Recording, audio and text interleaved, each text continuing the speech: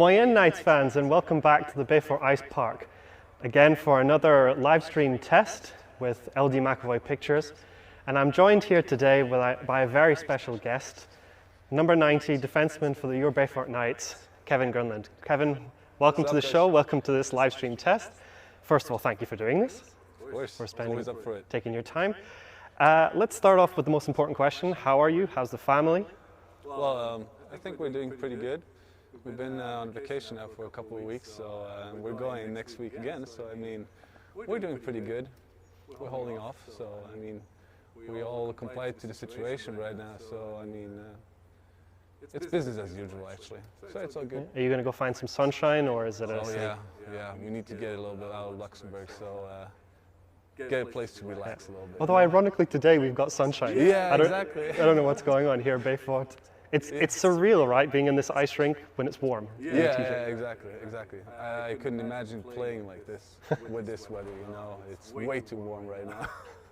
Yeah, well, I'm sure it will get cold very soon. Yeah, hopefully. We need hockey. Oh, absolutely. After a long period of time without. So, I hear that congratulations are in order for you and your wife. You're expecting your second child? Third child, okay. Child, yeah. When is she due?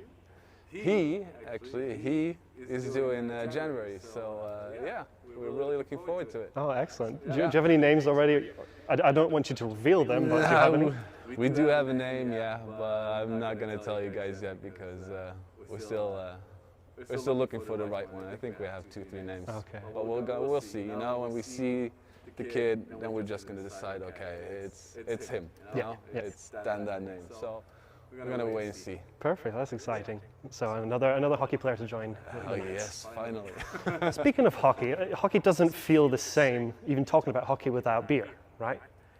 Very true. And it's a nice little segue to plug our very own Bayfort Knights beer because and it's even time for it. It's noon. It's beer o'clock. Exactly. So, have you had one of these before? I actually had. I bought some of these. I had to. I'm going on the spot. I'm going to plug the our very own Bayfort Knights bottle opener, and I'm sure I'm going to. First time. Oh yeah. Get that. Usually I just take my snooze, but this is way better. Yeah. I guess in the name of social distancing, we have to kind of like. Like one like this. Like this, yeah. Cheerio. Cheer. Yeah, that's good. Drink responsibly. Refreshing. It is. I like it. Okay. So Kevin, let's talk ice hockey, and let's go back to. I guess we can skip last season because there was none. There was none. And go back to the previous season, 2019-2020. So a very unique season for you guys in general because of the construction of the new locker rooms. You started the season with, I believe it was 8 or 9 straight road games. Yeah. What was your experience of that in terms of being away from home for essentially 2 or 3 months? Well, it has an upside and downside. I mean, of course you don't like driving off for away games every single weekend or every second weekend. I mean, hockey is also about the atmosphere in your arena, and we all know that we have the best fans. We have the arena where everybody goes crazy and loves ice hockey. So, I mean, of course you want to enjoy that during the whole season, you know, having an away game, having a home game, having an away game, and so on. But, I mean, the upside is after those couple of away games, then we're at home every single weekend, and the stadium was always full. I mean, the arena was full with people. We always had so many spectators, and you were really, really pumped. Even, I mean, you're always pumped for a hockey game, but when you come here and you see people always already waiting for you to start the game, it's a different kind of adrenaline going through your body. So, yeah, I mean, it was an experience. I hope we're not going to do it the same way this season. So we can have, you know, some change in it, you know. But you know, you just got to deal with it. It's just like that. I mean, we were looking forward to get our new locker room, so we just did it, you know. There's no other choice. But we still gave it our best. Yeah. I want to ask you about you touched on there the Bayfort Ice Park being packed to fans for every game. I think peak attendance was around between 550 and 600 people. And beyond just the amount of people, it's like you've touched on, the atmosphere. What do you think it is about the Barefoot Knights fans, the ice park in general, that makes that atmosphere so unique and so loud and so special? Because I think that people coming here, first of all, they don't just come, they come for one reason, and that's watching us play ice hockey, you know, and even people from outside, from from other teams, they even bring people on their bus to come and watch the game here because they also think that our atmosphere is just, in my opinion, the best in the league. And I mean, the spectators, that's what it's all about. I mean, it's an open rink. It's so much different to a closed one. Also, of course, you wish you had a closed one sometimes, but still, it's what makes it special. It's an open rink.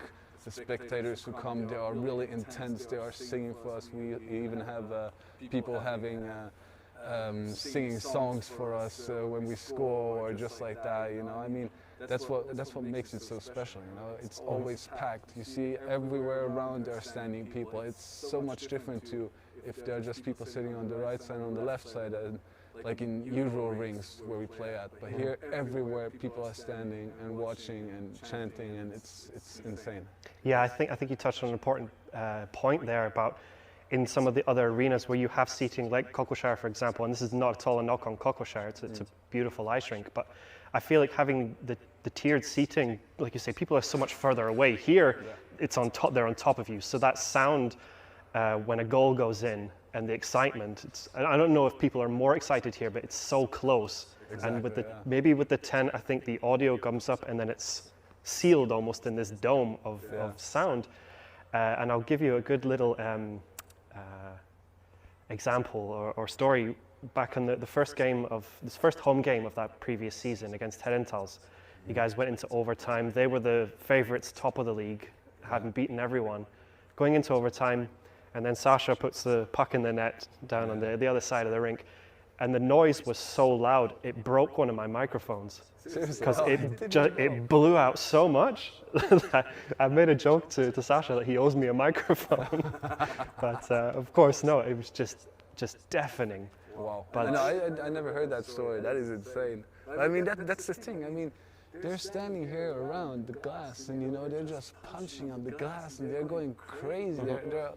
They're so wild, and that's what makes it so intense. You know, I mean, you get really pumped, even more pumped. I mean, when you see spectators having fun and feeling with you, it's a whole different story than just when people are sitting somewhere, and yes, of course, they're chanting a little bit and stuff like that, but it's different. They're so close to you, just like you said.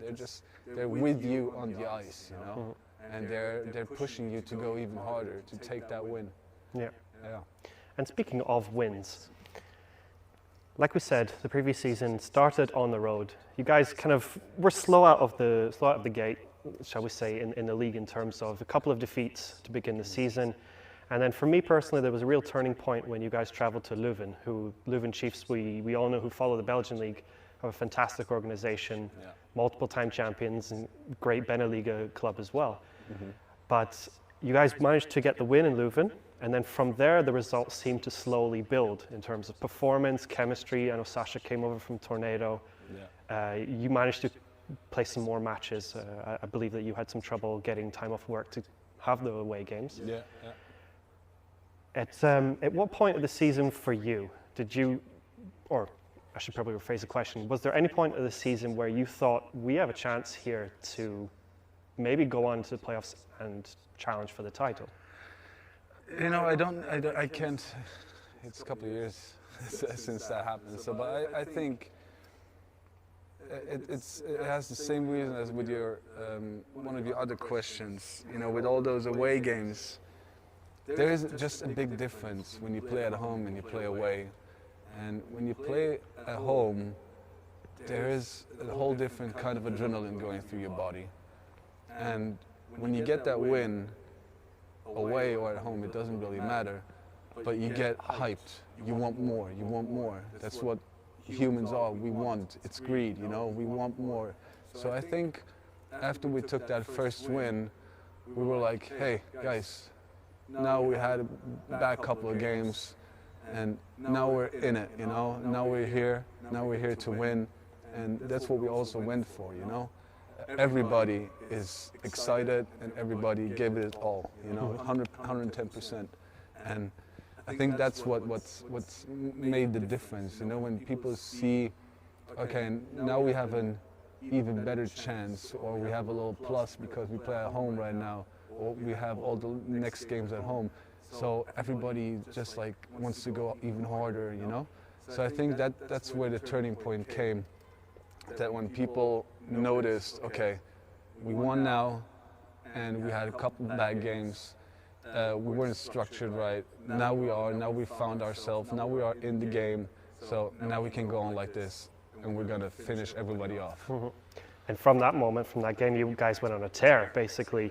I think you only lost one game in regulation time after that period, all the way up until, I guess, the shutdown of the season. Mm. Now, I want to talk very quickly about your goal of the season. We did a competition afterwards to review all the best goals. They were mostly scored all at home. That's partly due to the atmosphere, and also, very true. Just some phenomenal hockey being played here in Beaufort. You won goal of the season. It was for a great slap shot off of I believe it was a power play from the blue line just over here against Leuven, and it was teddy bear toss night. And it just happened to be the first goal, so after that, the teddy bears came raining. Talk me through the play, the goal, and your experience of that in the atmosphere. Most of you guys, you know me, and I like to take the shots, you know. I want my guys to be standing in front of the net when I take the slap shot. And if I remember right, it was Mirko who was taking the view of the goalie, so it just went right through. And the feeling was just, it's indescribable. You know, you come into the game every single game and you want to score. You want to win, you want to score, you want to help the team win. So that means you want to score, you want to make some good plays. And when I got that goal, it was just a tremendous feeling, you know. I couldn't really believe it at the first, and then I saw all the teddy bears coming down. They were pouring. I don't know how many we got, but we got many teddy bears. Over 600. Yeah. Think about it, you know. So that means that everyone took at least one teddy bear with them, you know. And you know, that's what I mean again. That is everyone who's coming, they're with us. Yeah. They know what's going on. They're following us, and they want to help us. They want to push us, and it was tremendous. It was, I think, except from family feelings now, I think this is special, a very special one, and one of the greatest moments ever. I think what's even more incredible about that moment, and like you're saying, over 600 teddy bears, so everyone brought one. We only advertised that, I think, a little over a week in advance, maybe a week and a half, because usually we were still reviewing the previous week's game in terms of multimedia. So to put a call out to say everyone bring a teddy bear with you with less than 2 weeks of notice, and everyone did multiple. Some of them were huge. Yeah, some of them were comically big. Yeah. But that's what I mean. You say it yourself. I mean, 1 or 2 weeks before, and that means, it just shows that people are following us on social media. People are listening to what we have to say, or what we're putting out there in the world, you know, or in Luxembourg. And that's what makes it so special. Yeah, it's such a community feel. Yeah, exactly. And they were flying in from everywhere. I mean, we were all on the ice, and we were just picking up teddy bears everywhere. It was insane. And then they were all given to I think the Grönlund Foundation. Yeah.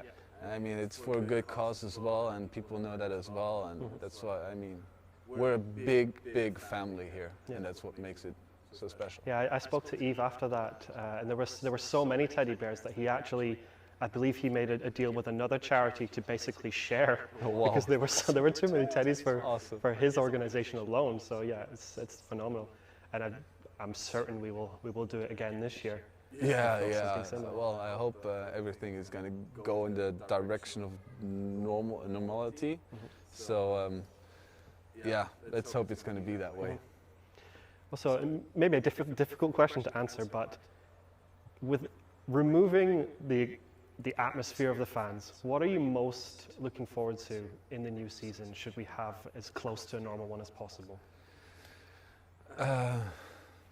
What I'm always looking for, of course, is, you know, the feeling that you have in the locker room. Doesn't matter if it's the game or if it's practice.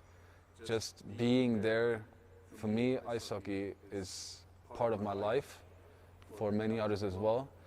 But just coming into that locker room, it's not just a locker room, it's your second home and it's your second family, you know? So, I mean, you come in there, you enjoy your time, you talk stupid things, you laugh a lot, and then you get on the ice and you practice or play a game together and you give it always 100%. And that's what makes it so special. And that's what I'm looking for at most, you know? And of course, with the spectators, we can't have that many maybe, but I know Bayford is going to do everything in their that they possibly can to get the most out of it. And I mean, everybody who's going to try to get those tickets and come in here, they're going to make a hell of a noise. Mm-hmm. And that's what the game is about. That's what it's about, you know. Just support your team, have fun, and that's about it, you know. Yeah.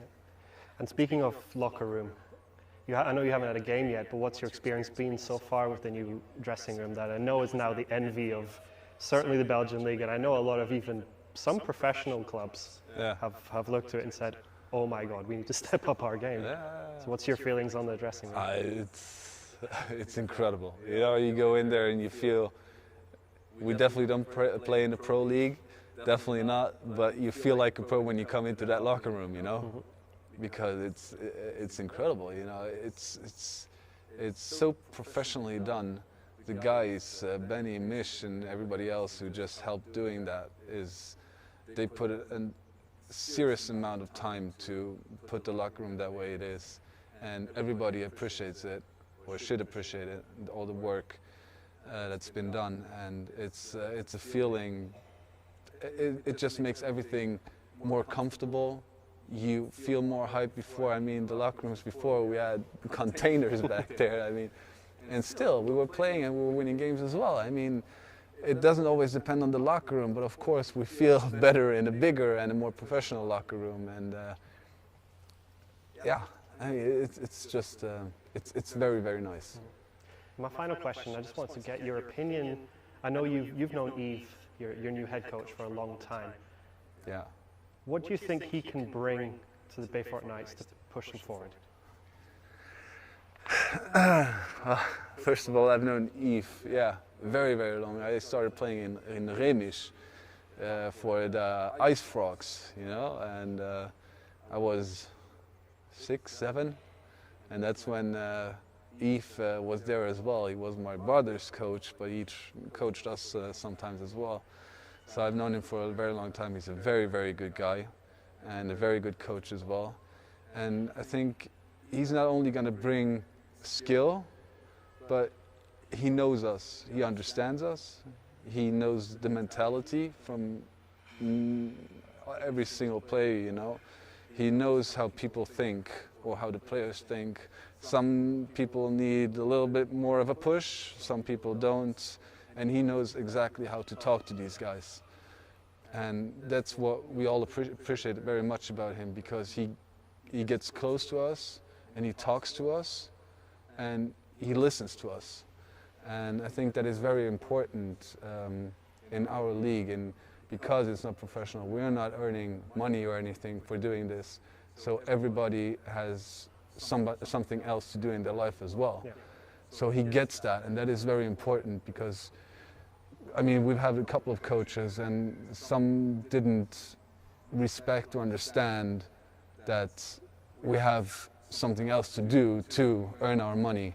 And now with Yves as a coach, he's bringing it all, you know? Mm-hmm. He talks to us, he's a very good coach. He gets into the details. He's telling us what we're doing wrong, what we can do better. And like he also told us, we every single one had a personal meeting with him, so we talked to him face to face, alone, and he just got into everybody's feelings and what they expect. And so, I mean, that is something that we've never done before with the other coach. And that shows that he's willing to give it all, you know, and he wants to win. Yep. He wants to go for it. Yeah, I'm quite excited to see him as solely a coach. Yeah. I've known him from the Puckers for 6 or 7 years, I think, maybe even longer. And the entire time I've known him, he's always been a player coach. And I've always marveled at his ability to balance both.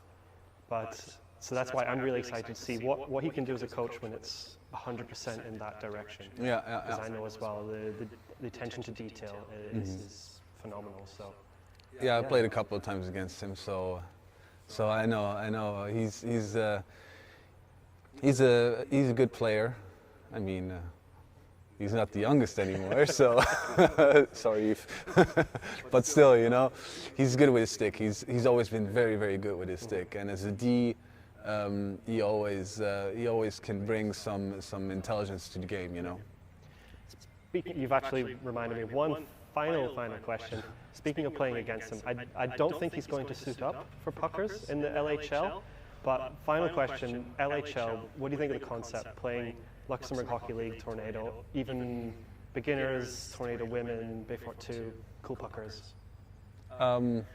It's good. I mean, every time you can get on the ice and play a game, you got to see it as an opportunity.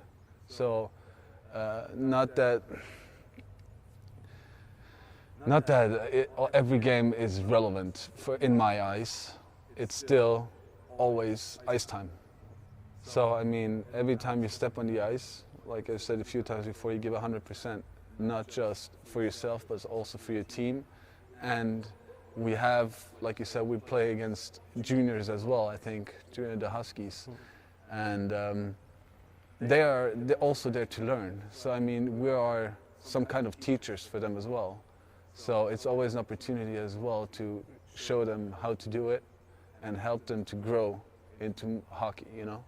So I like the concept of it. I mean, we're going to have those games and we're going to go full force. I mean, that's just how it is. Can you beat Tornado this year? We can always beat Tornado, come on. All right. Let's not get into that. Let's not get into that. I think that's a great time to wrap it up. I'm looking forward to it. As usual, I mean, they're a good team.